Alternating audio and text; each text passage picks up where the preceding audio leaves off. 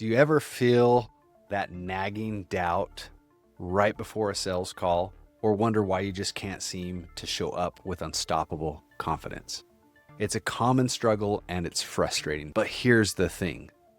That lack of confidence isn't some random flaw you have to live with.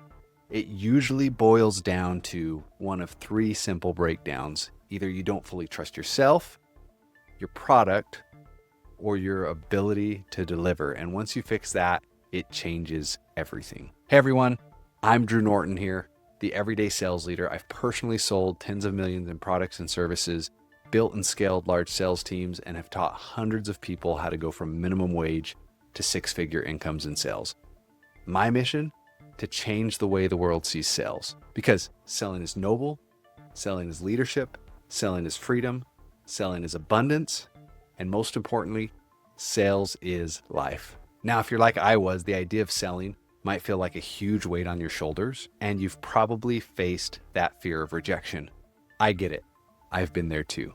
The first silent killer, it's when you're just not feeling it in here.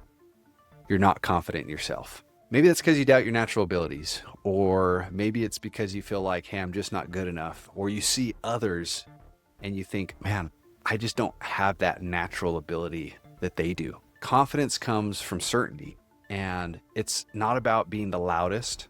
It's not about passing the biggest transfer of energy. Some of the best salespeople I know aren't extroverts. They're actually introverts. And they have a quiet confidence, and they know that they can serve and help their clients and their customers. So the more certain you are about your ability to help, the less room there's going to be for doubt. And part of the way you can gain that confidence in yourself is, one, getting really clear on who you are. I help my clients create a sales totem, their guiding values and non-negotiables. We start by looking at the limitations they have around sales, identifying those, removing those, and then replacing it with who you are and your values and non-negotiables and the way you show up. And then it's about reminding yourself of those things every day. It's about every time you're showing up to a conversation, reminding yourself, hey, I'm a leader. I'm a servant. I'm a guide. I'm here to help this person get what they want. And if I don't offer the solution, I'm going to make a recommendation. And so on top of reminding yourself of things daily about who you are and being really clear on how you're going to show up and serve and help people, it's also about learning and practicing the basics and the fundamentals of sales. Read sales books, invest in sales courses, find mentors, do role plays, work on the little things, your tone, the way you phrase questions. There's so many things you can tweak in your sales process that can make things better. And the more you work on that daily, the more you take time to debrief and review your sales calls, not just the ones that go bad, but also the ones that go good. You'll be able to identify trends and things you can work on and get better so that you can ultimately show up with more confidence as you increase your skill set. Sales is something you can get better at. Okay, killer number 2, you're not confident in your product or service. This one's pretty straightforward.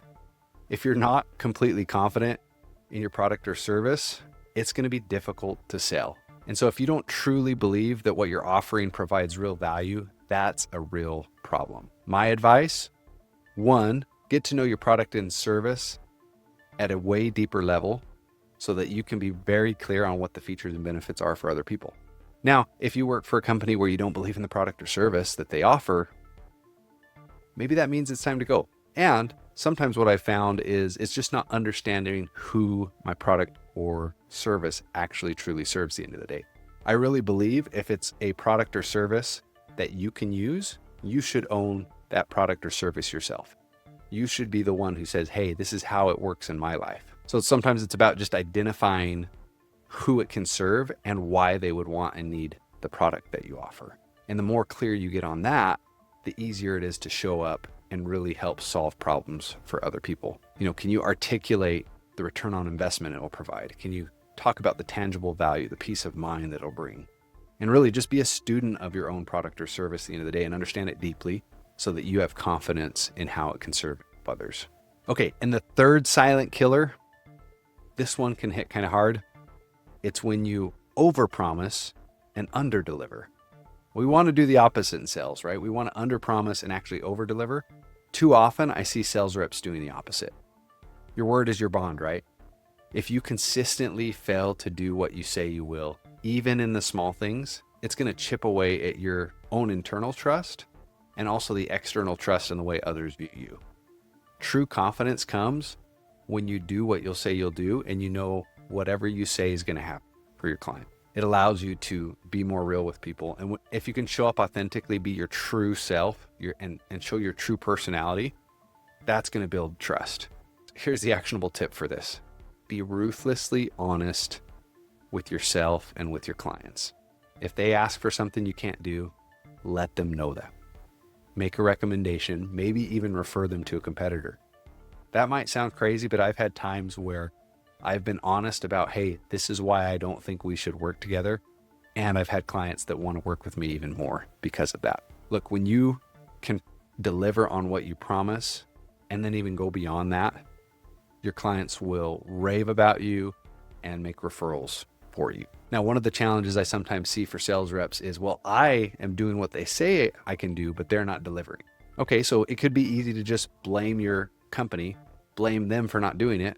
And maybe that means you need to give your client different expectations. If your company tells you this is supposed to go XYZ and it keeps going in pattern ABC, tell your client what to expect.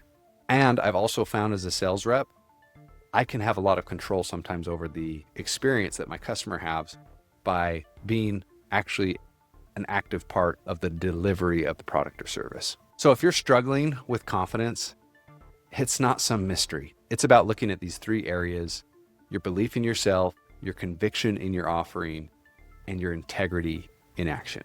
If you fix those three things, your confidence will soar. But if you're ready to flip the script on your sales fear and you want personalized guidance on how to implement these mindset shifts and truly transform your approach, I invite you to book a Selling with Confidence breakthrough session with me. It's where we'll map out your unique path to fearless selling. The link to book your session is in the description below.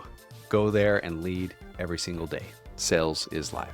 Make sure to check out my video right here on asking the wrong questions is killing your sales. It'll show you exactly what to say and how to say it.